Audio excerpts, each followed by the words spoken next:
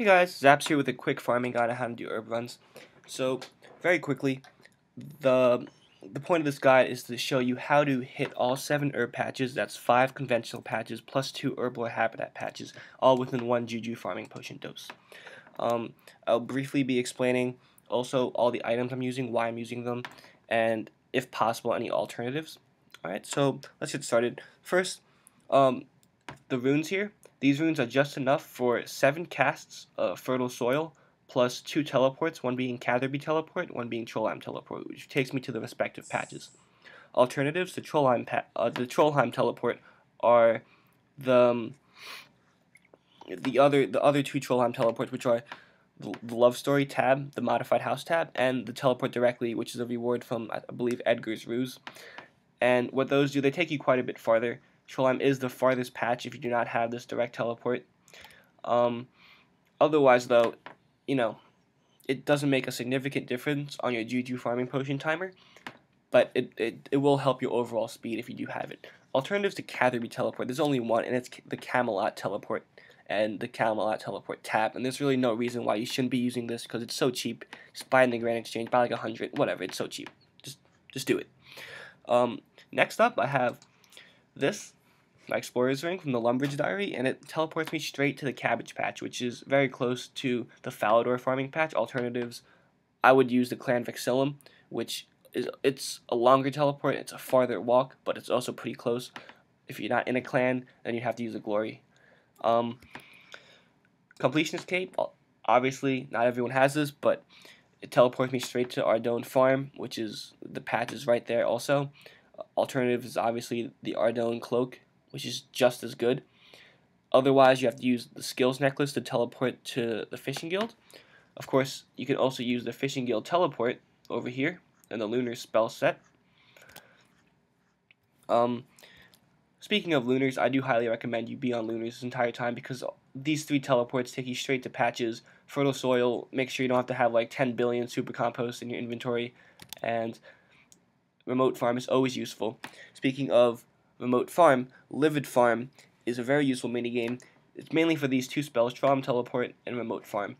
At first glance, they seem like very useful because who doesn't want to go straight to Trollheim? You don't have to run past all those trolls. Look at all the mountain scenery, and Remote Farm, it's pretty much guaranteed nothing will get diseased.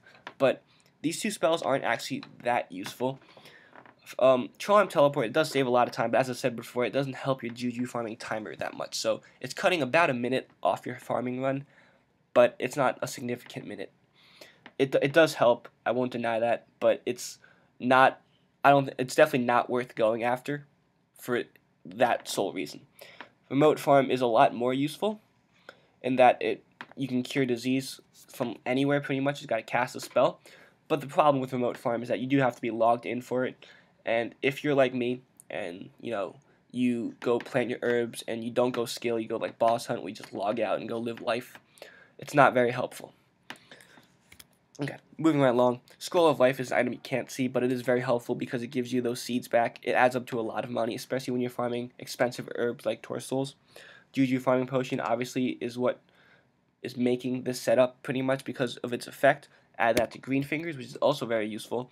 It's activating at least 2 times. I only have the tier 2 aura, but it's still activating about 2 times, maybe 3 every run. It's adding up to a lot of money because I am farming such an expensive herb. It also prevents disease, which is nice because I don't have to actually cast Remote Farm until at least 40 minutes after I did my farm run, because I'm guaranteed the first cycle is free of disease, so I really only have to care for the second and the ones past that, pretty much. Mauritania Diary, you don't have to have the legs equipped, but the effect is, I believe the second tier legs, the effect is you get a disease-free mushroom patch in Cannabis. Pretty much the patch there, it's just disease-free. It's very helpful because mushrooms do get disease pretty often, and once they're free from disease, you can sleep safe knowing that you don't have to use super compost on them because you can't impact the yield and you can't impact the death ratio, so you might as well just not use it.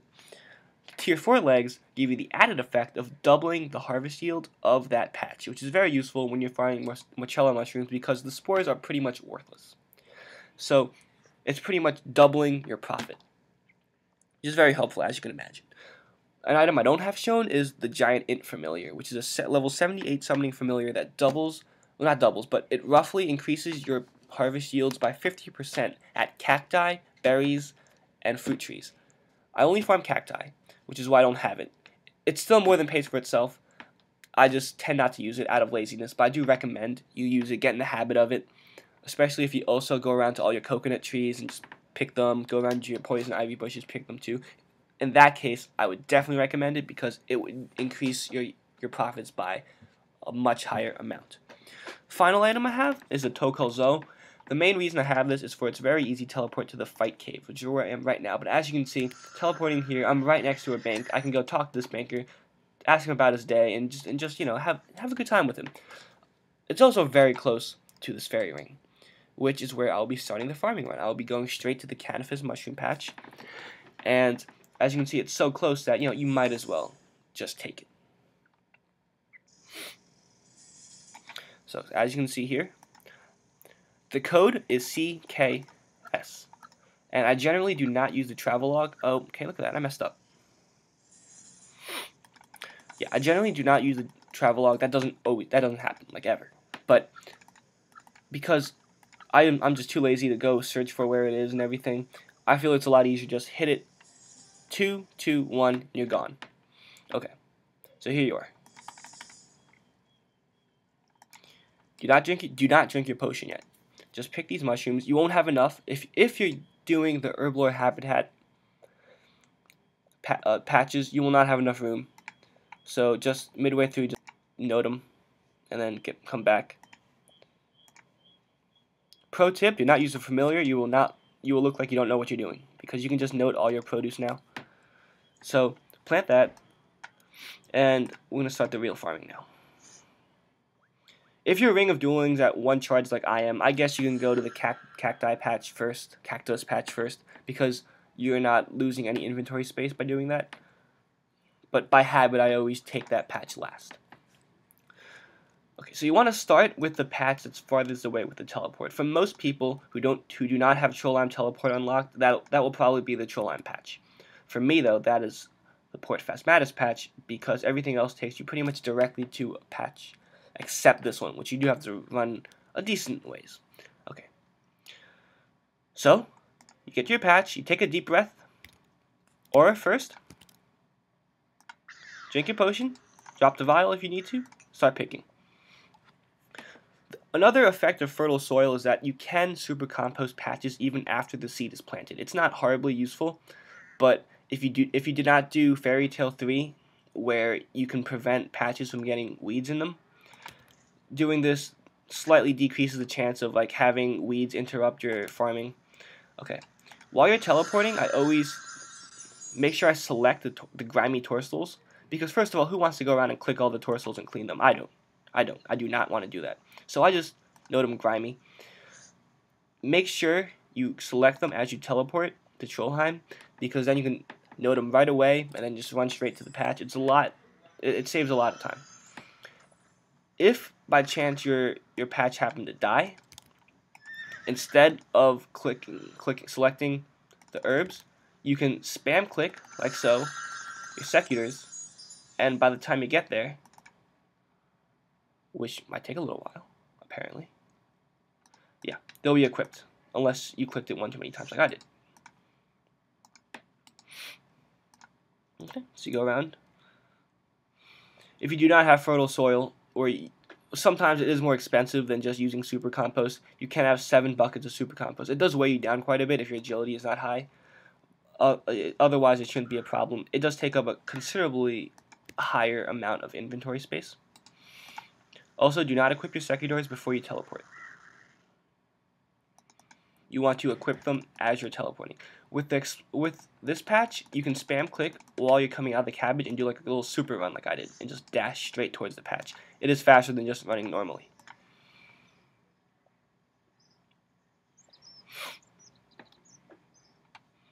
Typically, you can expect about 50 herbs per run if you're using Juju farming potions, you're using Green Fingers Aura and everything, and nothing's disease, which it really shouldn't be.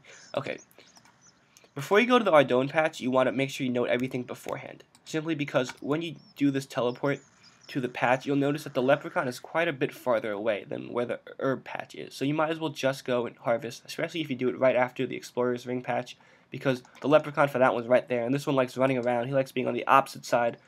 He's not your friend, so you do not want to go to him. If you're coming from the fishing guild, however, it doesn't really make a difference. You might as well just hit him before you go to the patch. Okay, so I had a pretty crappy run this time, but that's besides the point, because now you want to go the herblore habitat patches. You teleport with your witch doctor mask. If you do not have one, the Juju spirit bag is just as good. It does take up an inventory space, but that's not a big deal. You'll find me emphasizing inventory space a lot. You might think, like, what's the point, Zaps? Like, I can just note these herbs. It's not that big of a deal. The problem is that you cannot note the herblore habitat herbs. They have to be unnoted. What is going on here? Okay. These are the seeds I will be using. You can plant anything you want, but I typically tend to plant these just because I need them for whatever shenanigans I'm doing. Okay. About this time, if you get the notification that your Juju farming potion is running out, that is fine. You will make it. Especially for people who do not have all these fast methods to get to the patches, you might get into a little time trouble. But as long as it runs out, like in this approximate area, you will be fine. You will have it for the last patch. If you have low agility, however, crossing this might take up a lot of time because you can fail like 3 times before you get there. That easily can waste like 15-20 seconds, if not more. I still have nightmares about falling down that, just so you know. Okay. The hard part is, of course, okay, I took apparently 1 less nature rune than I was supposed to, but I do not have time to head back now to my leprechaun or anyone else to get more runes. So I'm just going to let this one, I'm just going to plant this first, come back later, and then super compost it. You'll run into a problem when you run out of inventory space on these patches, again, because you can't note them. And in these cases, I would just recommend dropping your Ring of Dueling first. If you still need room, drop your runes. And as you can see, I did not need more room. Just plant, and you're done. At this point, I would go hit. I'm leaving these runes. Runes are worthless. You can leave them. But as you can see, at this point, I'm going to go farm the cacti patch, and later, I'm going to come back here and fertilize this patch with super compost, which I forgot to before because I took 1 less nature rune. Again, this is the only time the giant int will help you on my run. I think each spine is only about 3k, so if you factor in the cost of the int, you're only profiting about 2k more on average from this int. 2k, 4k, about 3k actually. So it's not a horribly big deal, which is why I don't do it. Of course, as I said before, if you farm other patches where the int will help, you might as well. Okay. Another tip is if you're really pressed for time, after you farm the herblore habitat patches, do not plant the seed and do not super compost them, because that takes up maybe, I'm gonna guesstimate and say about 5 seconds, which doesn't sound like a lot, but that's also 5 seconds of potentially double herbs. So if you can cut that out entirely too. Alright, well that just about sums up this guide. I'm gonna go head back and super compost those 2 patches, and then I'm gonna head back over here and start making those potions. But I hope you enjoyed the guide. Hope you learned quite a bit from it, and I'll see y'all later.